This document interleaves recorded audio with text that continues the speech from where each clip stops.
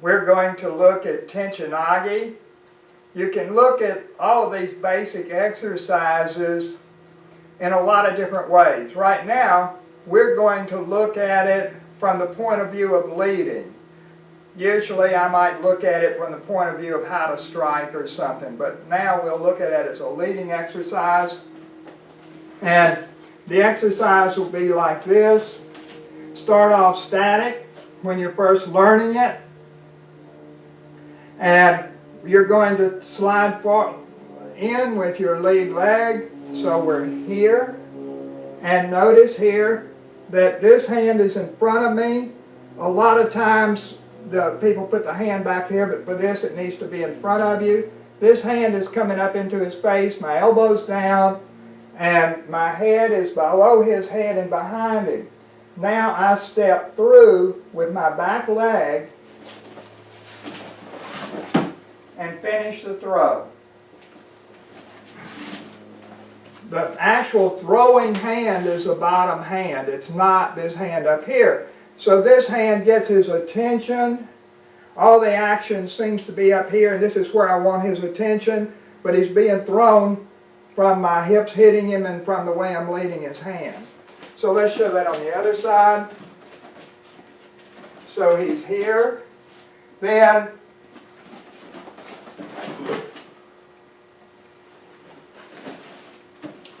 now, that's where you start. You don't stay with this kind of practice very long.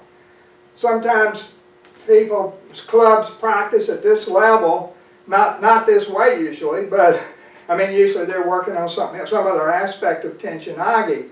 But they stay at this basic static level forever. You stay in Aikido for 50 years and the club is always practicing at this level. You never go beyond it.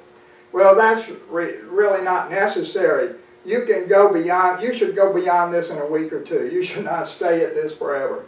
That's not necessary at all. So then the next way of doing this is where it's movement. And so I start moving toward him and he grabs me that way. And so I'm actually going to lead him with my hands. So we're going here. So this is the second way of practicing it. So we're here. So this is the dynamic practice of the exercise. And then the next aspect of this is how we use it. And in our club, where somebody's usually attacking us, it's usually freestyle, and usually they're attacking with weapons. And so we use it for anything that comes from the outside.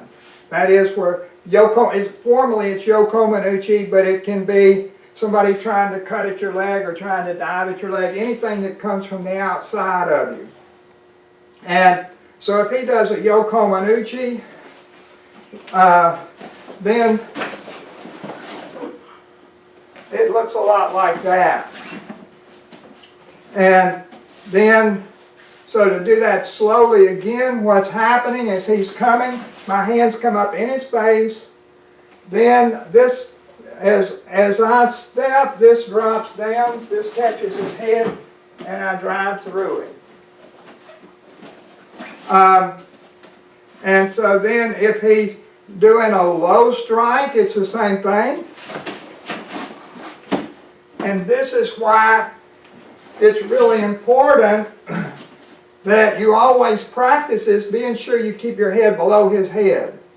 Because if you're in the habit of coming in high and he strikes low like that, you'll be up here and you can't get your arm down there, you can't protect your leg. And really, a strong person cutting you there, you're not going to be strong enough to stop him with this arm anyway.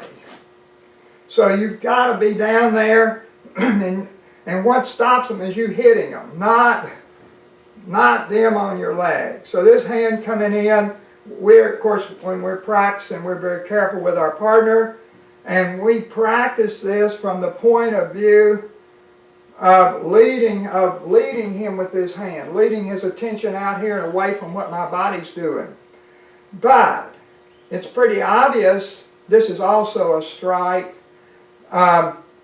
the mistake you don't want to make is thinking of this as a strike. Because what happens if you think of it as a strike is that you come here and you stop out here.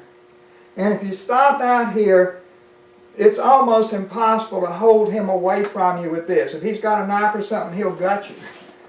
So if you're going to think of it as a strike, you have to think of it as striking with the elbow or the forearm or something like that. You have to be really close. So when he's coming, it has to be really close to him like that. It cannot be striking out here.